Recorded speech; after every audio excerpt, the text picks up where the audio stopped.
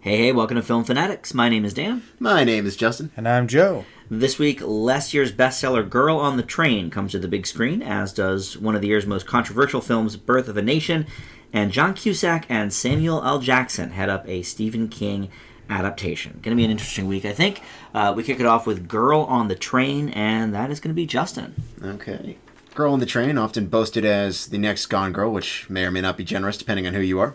In this one, Emily Blunt plays Rachel Watson, a divorcee, spending her days observing the lives of a seemingly perfect couple, played by soon-to-be show favorite, Haley Bennett.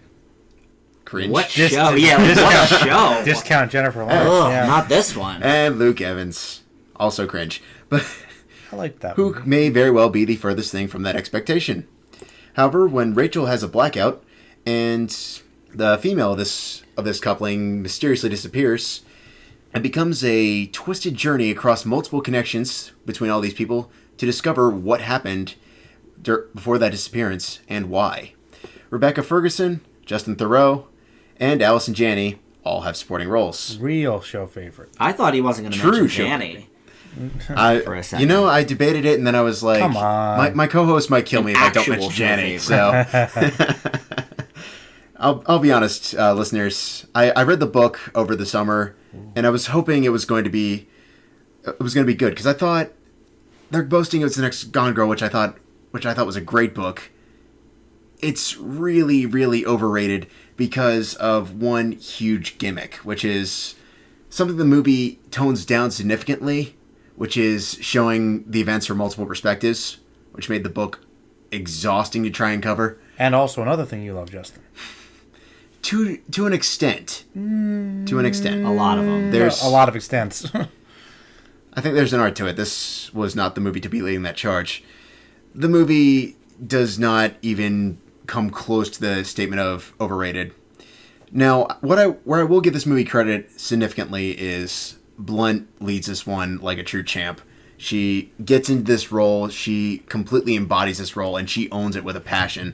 She really does make up for a lot of the movie's weaker points. But alongside that comes really inconsistent directing. I thought the handling of the mystery was beyond predictable. The two people I saw it with figured it out less than halfway into the movie. And I'm not saying like figured out like who did it. I mean like literally figured out every detail of the mystery. The acting upon everyone else is really hit or miss. Bennett, I don't see the fascination Hollywood sees in her. It's obvious. Dan pointed it out. Yeah, Lawrence clone. But Looks wise. I'm not talking about her talent in any stretch, Justin. Come on. Yeah. You know my thing on her. I was going to say, okay, maybe by appearance-ish. Only. And not ish. Yeah. I mean, put her up against a mirror and they could do the gag where they on one side of the mirror.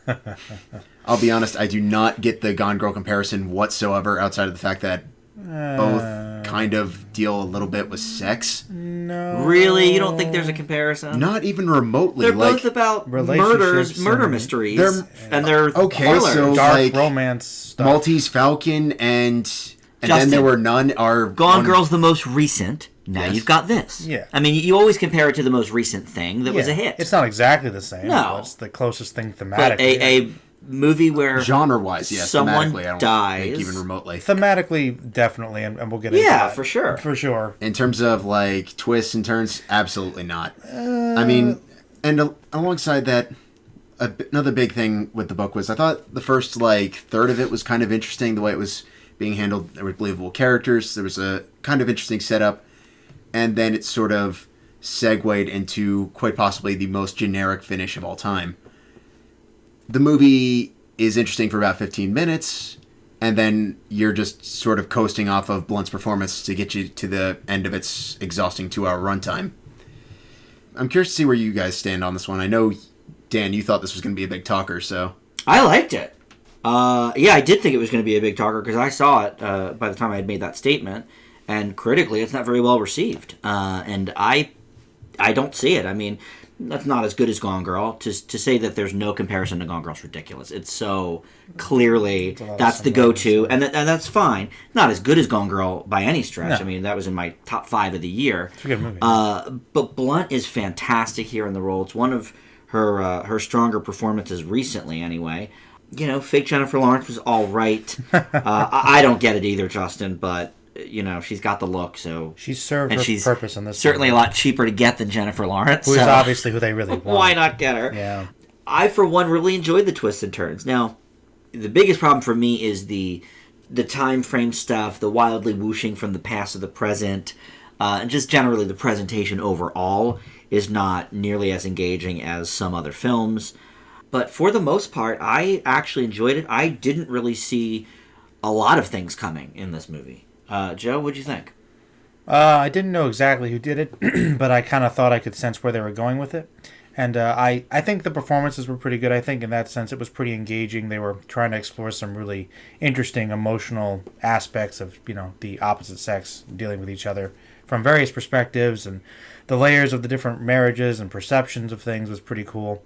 But of course the timeline also got kind of annoying, and I found it kind of confusing. Like, it would go 1 month, then 2 weeks, then they'd go back to the present. But they never tell you when they go Then back I'm to the like, wait, present. a month from when? Like, from the Yeah. last scene. So that was the most confusing thing, and I just kind of gave up halfway through, and I could follow some of it.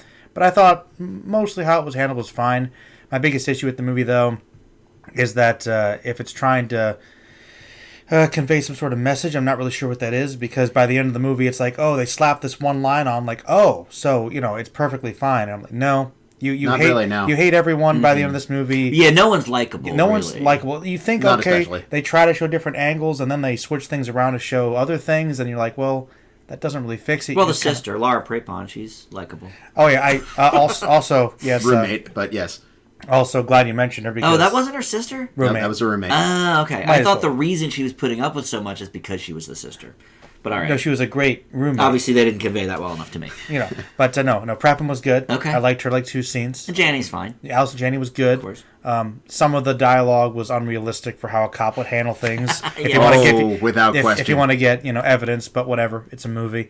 Yeah, so that was my biggest problem, was that with each layer, everybody gets more unlikable, and you kind of start to care less. And then I left the movie feeling kind of depressed. Okay. And I was like, that one little line, I was like, well, I guess some aspects of it were well made, but I wouldn't say that it was the most entertaining thing I would recommend to anybody. And I thought it was funny. A lot of people were considering this a date movie, which is like probably one of the worst was gonna date say. movies ever. Well, Right up there with Gone Girl, but with our slate this You know, week, I that- mean, you like- going to take a date to Birth of a Nation? Probably not. Probably not. With Gone Girl, at least you it was say better that, but handled. I You know. I saw people on a date going to Birth of Well, a I Nation. saw a 6-year-old in Birth of a Nation, so. Oh, What? Yep. that happened. Okay. But yeah, it's a very good lineup this week for uplifting movies. I know Yes. for dates. And I had to see them both today, so, you know. Oh, what a Okay. double feature. Yeah. All right. Well, with that, I guess let's move on to the next movie. Justin, what's your grade for The Girl on the Train? D+. Joe? B-. It's a B for me. All right, so up next is that Birth of a Nation film. It's, like I said at the top, one of the most controversial movies of the year. And not even really specifically because of the content, maybe a little bit, but mostly because the writer, director, and star Nate Parker was accused of rape in college, and though he was acquitted, many people are very upset about the movie's even release. Existing. And there is, kind of a rape scene in the movie, not portrayed by his character, but anyway, he's also said derogatory things about gay people. The guy kind of sucks, but Sounds hypocritical. I think on this show we try to separate the people from their content. We try. And I liked this movie for the most part. It focuses on a Virginia slave in the 1830s named Nat Turner, and that's played by Parker. He's an intelligent man that can read and becomes a traveling preacher because of this. And in his travels, he sees how bad slavery is from a different side and decides to lead a rebellion. Armie Hammer, Asia Naomi King, Jackie Earl Haley, who I did not know that was him. Yep. And Penelope, the makeup was good for that.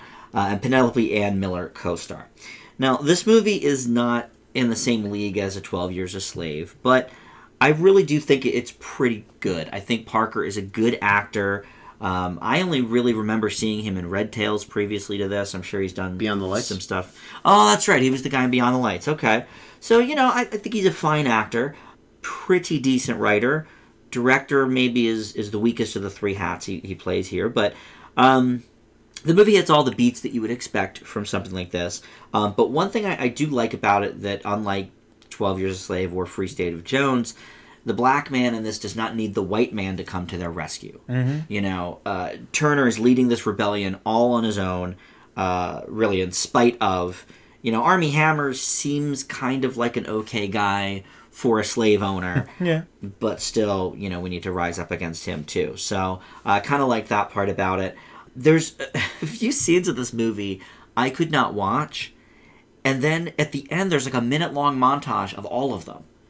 They bring them all back. Remember these? Yeah. Like, hey, remember this? Slavery was bad, did you know? Remember this when they, literally knocked that guy's mouth off? And by the way, watch it again. He should have been screaming during that. Yes, everyone should have been. Oh, including the 6-year-old in the theater, but yeah. I was cringing. I was definitely cringing. Why? Yeah, I mean, it was a tough watch. I would say in some instances a tougher watch than 12 Years a Slave. Really, 12 Years only had like the two really big scenes, the hanging and the whipping. This has, I think, more cringe-inducing scenes than that. More gore. More gore for sure. So I don't know, but overall, I thought it was pretty good. What'd you guys think? I agree. I think it hit all the beats that a slavery movie should. I mean, a lot of things you'd expect. I think I liked a lot of the imagery in the movie. There were some interesting scenes where he gets visions. You see some memories of some rituals. And I really liked the one where they... Admittedly, it might have been a little heavy-handed, but it still looked really cool where there was the corn and blood seeped out of it. I really kind of didn't like those I was like, I liked that. There's surreal, and then there's just holier than that. That's kind of where his directing took a turn for me. I kind of like that. That was cool. It was the image that I remember the most in the movie. Okay. And then you got scenes that are quiet. They've got some good violent scenes, but like I said, everything about the movie was condensed down. Like, it wasn't epic. It was just gritty and human and realistic. Like, for instance, where he does knock the guy's teeth out, with the exception of the fact that he wasn't screaming. It was like it was well done. Yeah. And there were a lot of moments like that. I think my only big issue is that for a movie that's dealing with something so complicated, with the exception of the main guy, we really have no insight into any of these characters. They're all just kind of cardboard cutouts, but well-acted cardboard cutouts, I guess. Armie Hammer did okay. I mean, he's not a show favorite. No, but I don't know. Joe loves the Lone Ranger, but he does. I liked the Lone Ranger and Man from Uncle. Which I thought was okay. But yeah, Armie Hammer was fun. I thought Jackie O'Haley was good as the evil. Yeah, I thought he was real good with the beard. Once again though, maybe bordering on cartoony, but he did the evil thing well. So I mean, it was pretty well done, but it didn't really go deeply enough in anything to make it stand out, with the exception of a couple scenes and some acting from. That's kind of how I felt about it. My favorite image in the movie, which kind of redeemed it a little bit for me, was at the very end, which I won't give away, but there's there's a betrayal sort of, and then there's the aging of a character, and then you see him fighting in Civil War. Yeah, that was decent. And I was like, that was cool. That was something uplifting. Yeah. And slightly, less violent, oddly enough, than everything else in the movie, without getting into questionable moral territory, which is why Nat Turner's not talked about in history very much. Yeah, True. Big problem on my part for this one. Okay. Which was? The historical standpoint of it? I feel like Parker was trying to portray Nat Turner as this sort of like Black William Wallace. And listeners, I'm sorry, smite me if you want, but he's not. And the fact that he's portraying him as this like glorious freedom fighter instead of a good man that kind of went crazy and just happened to be taking a stance that people liked at the time is kind of... I think it's always a pretty good time to take a stance against slavery. It's true. To be honest. Yes, however, by virtue of happenstance, that borders on kind of crazy. And that's about as much as I can say without getting spoilery for anyone who hasn't covered their history. The spoiler is he kills everybody. Well, that's in the trailer. He incites a massive rebellion it's just that involves a lot of people don't really like to talk about it that much because people like the whole nonviolent protest thing, and, sure, and the whole like actual war. Let's remember what sparked it, Joe. And I was like, I know. That's what I'm saying, and it was people revolting and killing people, and it's uncomfortable for some people, and it should be. It is. It's just sparked by very, very irrational decision. But historically speaking, freedom fighter, but his motivations and whatnot, once again weren't covered quite as well as they could have been in the movie. But alongside that, I did like this movie. Like, I think story-wise, with the exception of that third act moment, it's pretty well handled. The problem is just Parker, he can act. I agree with you, Dan. I think he has a very good eye behind the camera. It's just I don't think he's comfortable in the director's chair yet. Like, he has a very good idea of, like, shots that will hold water and have meaning. It's just sometimes I think he doesn't know when to dial it back. Mm-hmm. And because of that, I think sometimes the beats that should hit harder don't quite come. You don't like bleeding corn, Justin? You're against the bleeding corn too? That kind of stuff was There's so holier than thou, Joe. Yeah. But hey, man, don't you get it? And the angel stuff. And the angel was the angel beyond pretentious.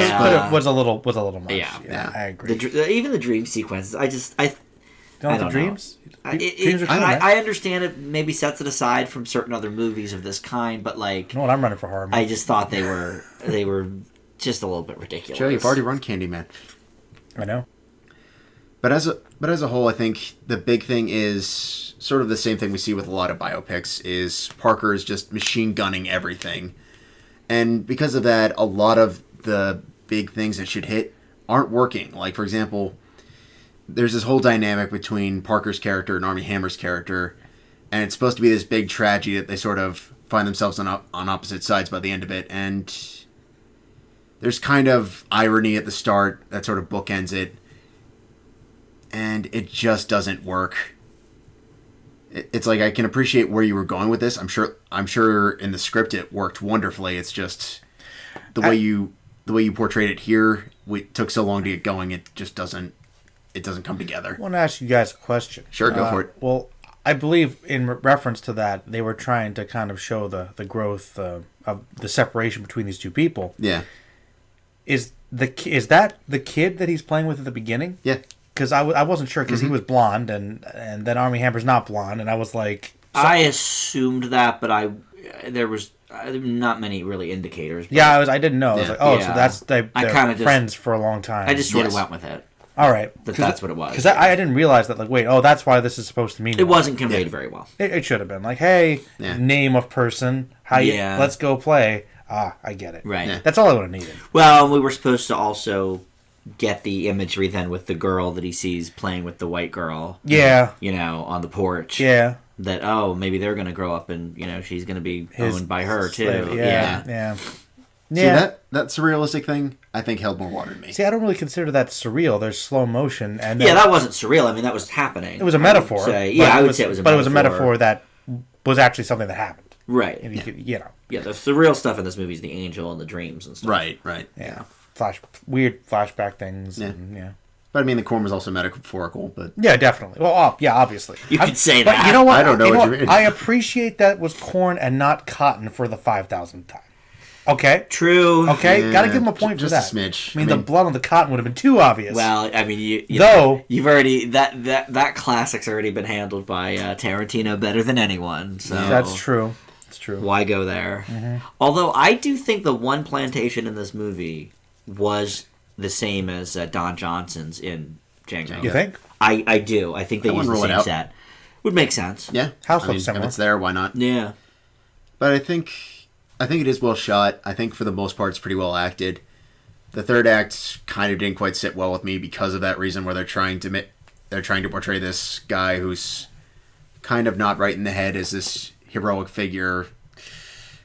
Questionable, but I digress. As a whole, I think it's a movie that's good, but just isn't great. All right, well, Justin, what is your grade for A Birth of a Nation? B-. B. Yeah, it's a B for me as well. All right, finally we have Cell. This is a Stephen King novel turned into I want to say direct-to-DVD movie. But I guess limited release. Did it get a slight release? All right. Yeah. Joe, let's hear about Cell. Well, Cell, as you might imagine, is, of course, adapted from a 2006 novel by Stephen King. One of the last ones of his that was more supernatural, I guess. And, well, in this one, as you might imply, cell phones make people go crazy, and John Cusack plays a man who's trying to get back to his family, and Samuel L. Jackson and some other people help him, and essentially, everybody going crazy, it becomes a zombie movie. That's Cell. Sure does. That's the plot synopsis. And If I had to describe this movie in any way, I would just say this is the most like standard zombie thing ever. It is. It's so basic, and with the exception of the fact that cell phones turn people into zombies, you've seen this movie. Yeah, I was gonna say, which is not the kinda first. cool. No, I mean the concept's cool. I mean, it's Done an before. interesting idea. I think it's about 10 years or so too late. Absolutely. But made more sense when it was written. But other than that, everything was fine. Everybody's fine, generically fine. Like Johnny Cusack's a guy trying to get away from zombies. Sam Jackson's phoning it in as Sam Jackson, Cashing a paycheck. Cashing a paycheck. You've got young girl flirting with kid, and we've got to figure out what to do. And they literally, it's a beat for beat zombie movie. It's generic. It's standard. But that's about it. Okay. That's just all. pretty average It's for you. for me. This movie is just so eh. Oh man. All right. I think the promise of the beginning is good. I sort of like the whole cell phone thing. I agree. It may not be, very timely, but it also doesn't necessarily say when it was set. I mean, It could have been set in 2006. I feel like movies have kind of like explored the whole, social media aspect in many different ways since True. then. So just the fact that cell phones can It's like just the kill point. you Yeah, is I gotcha, like, I gotcha. It's very, very old school. I thought Cusack was pretty good. It's fine. We've Yeah. seen Worse. a lot worse lately. Jackson's fine. Most of the side actors, though, are like terrible. The little boy is awful. Yeah. The girl's kind of whatever. What about Keach though? Keach is fine. He's Keaching it up. I prefer some of his other roles, but as it progresses, it certainly gets more and more dumb. And the scenes at night, some of them are so dark. It's just No anybody's clue. guess what's even happening. It's true. In the Agreed. movie. Absolutely. So yeah, that's kind of where I stood on it. Justin.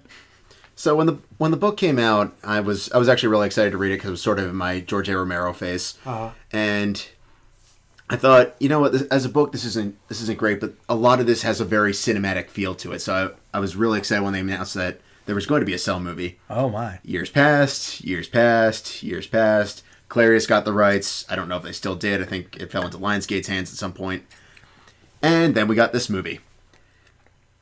I'll be honest, I've seen probably about half the Stephen King adaptations in existence. This is easily one of, if not the worst. For starters, it takes nearly everything that was kind of interesting or spooky from the book and turns it into laughable trash. The scares are borderline unintentionally hilarious. Cusack looks bored beyond his mind, bored out of his mind. Sam Jackson, I've never seen him give a performance that screams, "I'm cashing a paycheck" more. The side characters, just give them all a unanimous Razzie. I feel like I've seen worse. Oh no, this was. They were pretty bad. They were worst of the year bad. Like Keach was the best of them for sure, Keach, but yeah. he's an actual actor. These people are, whatever. Casting call sent him in, and Well, look. there we have it. Look, so you're telling me that you didn't think that the whole like screaming the cell phone signal wasn't scary, Justin? Didn't you find it? I mean, here's the thing. In the book, bit? it was really kind of spooky, and this is like. I thought it was interesting. And that's I what you don't. thought had cinematic potential. I Was can't that? say I got scared. I mean, I could see if handled in the right hands, it could be scary. Maybe if it was less The over the the top. scene where they're literally trolling John Cusack, I could not take even remotely seriously. I liked when they were I'm chasing not after wrong. him in the woods. Yeah, woods were good. I will give it points for this though. The ending is a little bit different from the book. It's actually considered one of the more like fan hated endings from his bibliography. And I gotta say, it's actually an interesting change. I think it might actually be better than the book's ending. Wow. Which I kind of liked, and it does kind of get a little bit intense near the end. It doesn't quite salvage it, but it's an interesting turn of events. Yeah. But as a whole, Interesting. it's just shoddy, to put it lightly. Cool. Joe kind of liked it. Yes, you did. yes, I totally love Cell. You got me, Yes. man. You figured me out. No, but you didn't. I mean, you said everything was like pretty average. I think average is generous for this movie. Yeah, Certainly. You know, it's pretty standard. I think Cusack did all right though. Well, I mean, the fact where he was like, just kind of detached as people were getting ripped apart, and just kind of puts his phone down. Well, the again. guy can't act. I think we've proven this, Well, for- time and that's what he time wants again. to. He can act. Yeah, he can Love act and Mercy. when he cares. Yeah. Love and Mercy. Yeah, he was great in Love and when he was a Mercy. Beach Boy, he was good. What the hell happened after that? And Good the 10 question. years before, Well, that's fair. Well, his last Stephen King movie, he left him wanting to do another one, and What was the last one? 1408. Oh, well, everyone knows I'm a fan of that movie. I know. Think about it: Jackson, him. Oh, and that's right. Jackson was the Between Here and man Now. in the How hotel. about that? All of his movies have sucked. Wow. See, he's getting back on this King train again. Okay, well, it See? didn't work this time. Well, look. But I did like 1408. Yeah. Yeah, that's true. All right, Justin, let's hit with the grade. Brace yourselves, D-. Oh, All right, Joe. it's actually a C- for me. D plus. Okay.